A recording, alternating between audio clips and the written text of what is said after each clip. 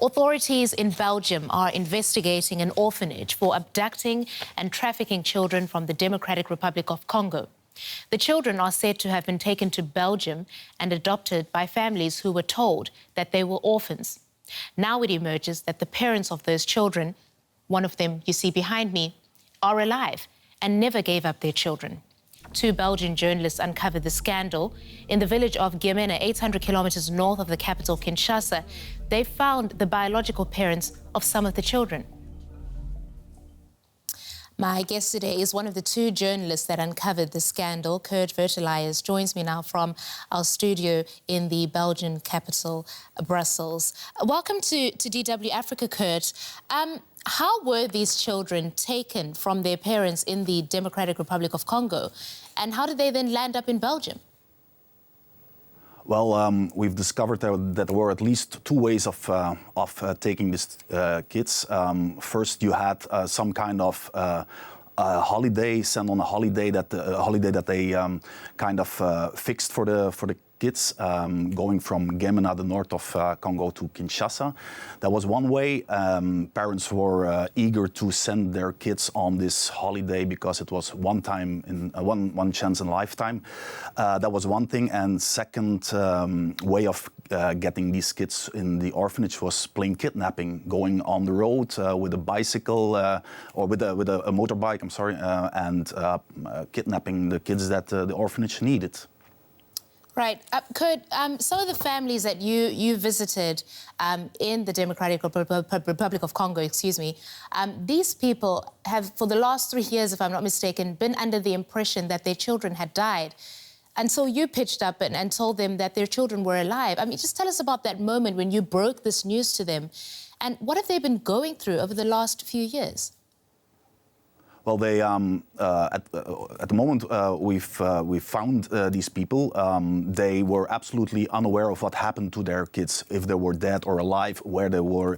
They had no idea. The kids were taken, and they had no idea where they were. So it was at our first contact, we tried to talk to the parents, the biological parents. They gave us lots of details about the kids, about how they lived and so on. And at the end, we could provide them with pictures of their kids, pictures taken years after, or at least 1 year after the kidnapping, so we could prove that they were still alive. We could tell them also that they were in good shape, that they were in Belgium, that they were sane and sound, and that at the end, all of the parents, they gave us a video message to provide to the kids and the adoptive families.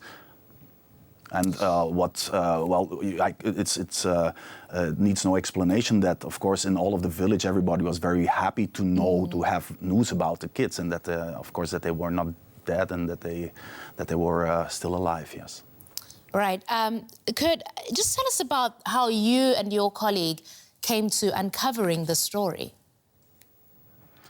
Well, I can't go into all details, but I've had some contacts, and they pointed out this story to me, and I've worked for a few months off the radar and tried to locate at least the organization that provided the transportation for the summer holiday that the kids were going through, and it took me some time, a few months, to get in touch with them and to gain confidence and finally meet them. And that's the way I got to Kinshasa and later on to Gemena, to the north of Congo. And it was through this way that I finally met the parents. Okay, so there are legal proceedings in Brussels now, as we understand, or in a Belgian court. Who is on trial, and what exactly is going to happen now? What are we going to see coming out of these legal proceedings?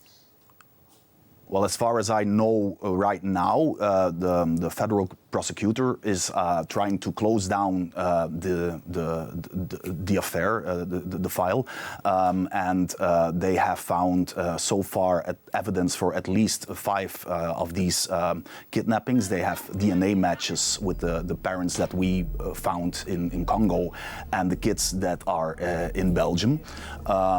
They, as far as I know now, they are trying to close down the investigation and go to trial with at least one of the responsibles, a woman that lives in Belgium, a woman that has the Belgian and Congolese nationality, and that was traveling around from Belgium to Congo and back with, well, to arrange all these adoptions. At least she will be on trial, or that is the expectation, and probably they will also find some other people in her, well, close by that might have given her help. That's the legal thing. The other thing is, of course, what will happen to the children. They are in Belgium now for a few years, so that's another procedure that's ongoing. All right, so it's too soon to say if the children will be returned to the Democratic Republic of Congo to their parents. Yes, it's too soon to say. At this moment, it's very difficult. Of course, you have the biological parents in Congo that really want their children back, and you have on the other side the adoptive parents in Belgium that have raised these kids, not being aware of the fact that they were abducted. So it's a tricky situation, and in the end there will be no winner. Of course, this will be hard for everybody. Yes. Kurt Verteliers, thank you.